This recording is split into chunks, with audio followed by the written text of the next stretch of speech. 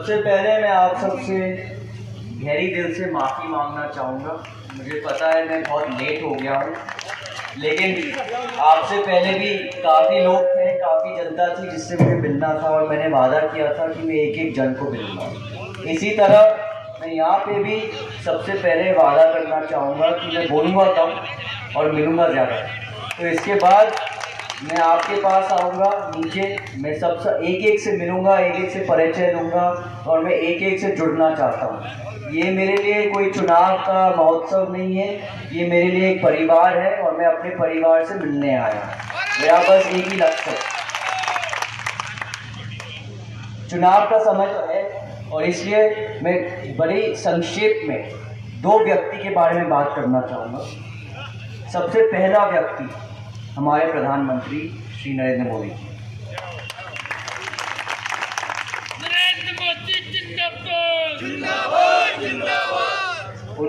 उनके लिए मेरे लिए इतने शब्द हैं, मुझे समझ नहीं आ रहा कि मैं संक्षेप में क्या बोलूं।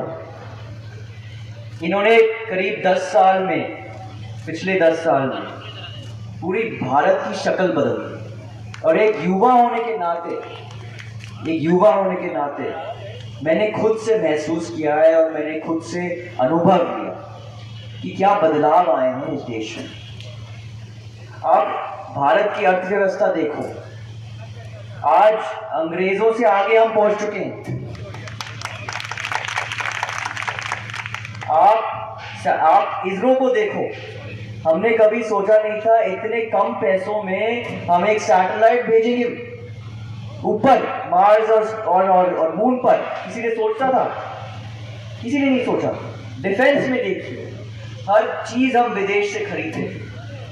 आप प्लेन देखिए, आप हथियार देखिए, आज वही प्लेन वही हथियार इंडिया में बनकर विदेश में।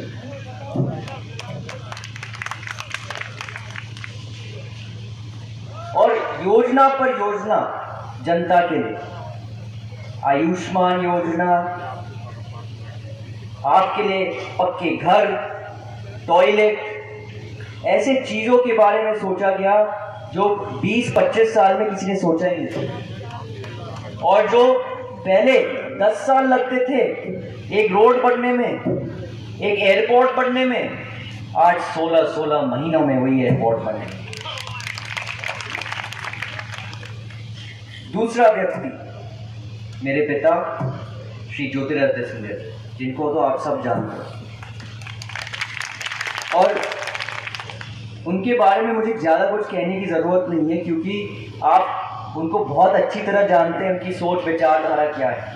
आपके लिए घर पे मैं इतने मुश्किल से मुझे उनके साथ समय मिलता है, वो कहते नहीं, ज़्यादा समय मैं अपने जनता को देता हूँ, उनके बीच आता हूँ, उनको समझना चाहता हूँ। मुझे बड़े मुश्किल से 5 मिनट मिलते हैं। यही है उनका प्यार आपके लिए।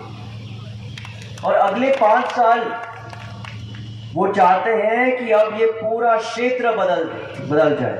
और एयरपोर्ट, गुना में अभी एक एयरपोर्ट उन्होंने शामिल किया, ग्वालियर में 16 महीने, अयोध्या में एयरपोर्ट हुआ 18 महीने।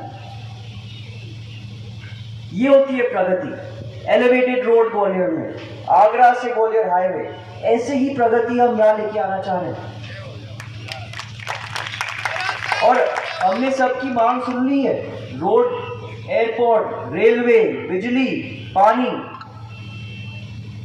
और हम वादा करते हैं अगले 5 साल में इन 5 चीज की आपको मांगने की जरूरत नहीं पड़ेगी। घर घर में आएगा ये सब।